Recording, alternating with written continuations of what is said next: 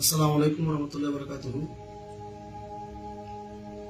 এখন এই ভিডিওটা করার মানে হচ্ছে, জানি না আমি ছোট মানুষ, আমার ভিডিও কয়জনের কাছে পৌঁছাবে বা কারা কারা দেখবে এটাও আমি জানি না, কিন্তু ভিডিওটা করার মানে হচ্ছে, মানে এই আমার হৃদয়ের রক্ত থেকে, আমার হৃদয়ের রক্তগুলা বলতেছে যে আপনি ভিডিওটা করেন।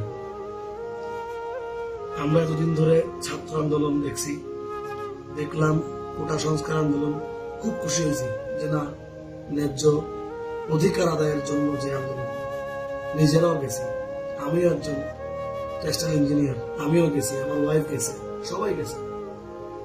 এরপরে আসলো স্বৈরাচারী শাসন দূর করার জন্য, তাও গেলাম, সবকিছু ঠিক আছে। অধিকার আদায়ের জন্য, মানুষের জনগণের অধিকার আদায়ের জন্য, তাও গেলাম।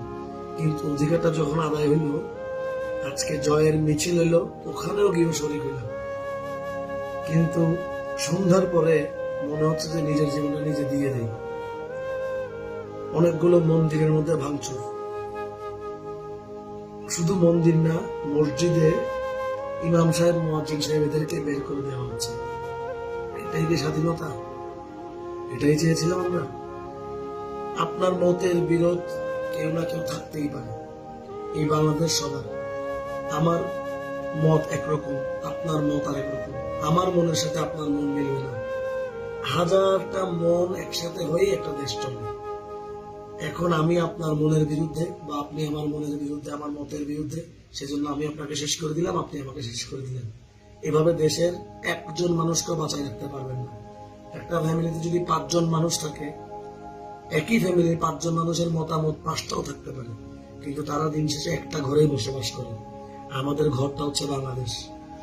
আমাদের এখানে হিন্দু, মুসলিম, বৌদ্ধ, খ্রিস্টান, ওয়াহাবি, সুন্নি, শিয়া যা আছে, মাইজ ভান্ডারি, আটরশি যা আছে, এক একজনের মত এক এক রকম থাকতে পারে, এক একজনের ধর্ম একটা থাকতে পারে।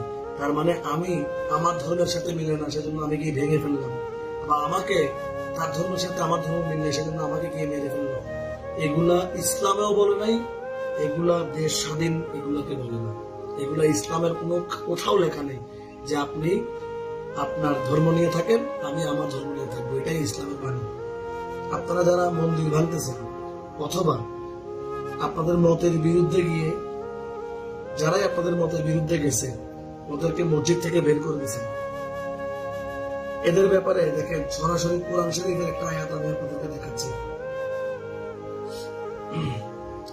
এই যে দেখেন, এটা হচ্ছে সূরা আনআম, আয়াত নম্বর হচ্ছে 108। এই সূরার মধ্যে কি বলা আছে দেখেন, আর তোমরা তাদেরকে গালমন্দ করো না, আল্লাহ ছাড়া যাদেরকে তারা ডাকে, ফলে তারা গালমন্দ করবে আল্লাহকে।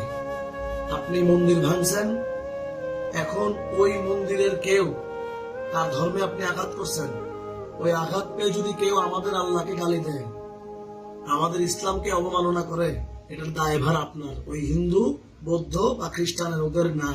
ইসলাম আমাদেরকে এই মন্দির ভাঙচুর এগুলা শিখায় নেয়। দেখেন, শত্রুতা পোষণ করে অজ্ঞাত বসত, এভাবেই আমি প্রত্যেক উম্মতের জন্য তাদের কর্ম শোভিত করে দিয়েছি। তারপর তাদের রবের কাছে তাদের প্রত্যাবর্তন, অতঃপর তিনি জানিয়ে দেবেন তাদেরকে যা তারা করত।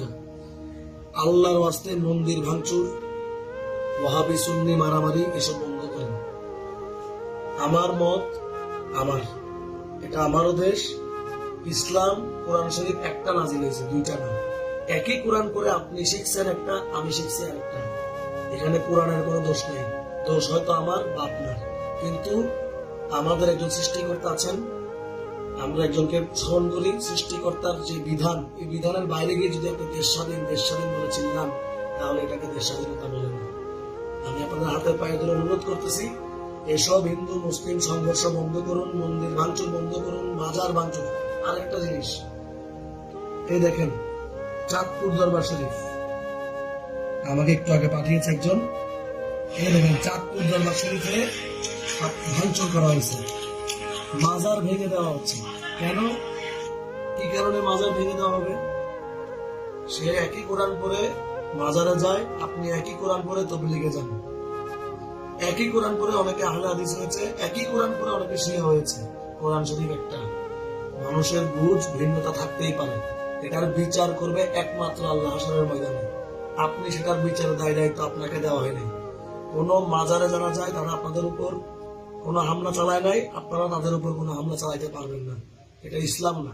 আপনারা দয়া করে দেশকে আর কলঙ্কিত করিয়েন না, ইসলামটাকে আর কলঙ্কিত করিয়েন না। আমি আপনাদের পায়ে হাত রেখে অনুরোধ করছি। আমি ছোট মানুষ, জানি না আমার ভিডিওটা আপনাদের কাছে পৌঁছাবে কিনা। যদি পৌঁছায়, দয়া করে এই দেশের নাগরিক হিসেবে আপনাদের পায়ে হাত রেখে অনুরোধ করতেছি, এগুলো বন্ধ করুন। এই দেশ স্বাধীন হয়েছে, স্বাধীন থাকতে দেন। আল্লাহর রাস্তায় এসব বন্ধ করুন। আসসালামু আলাইকুম ওয়া রাহমাতুল্লাহ।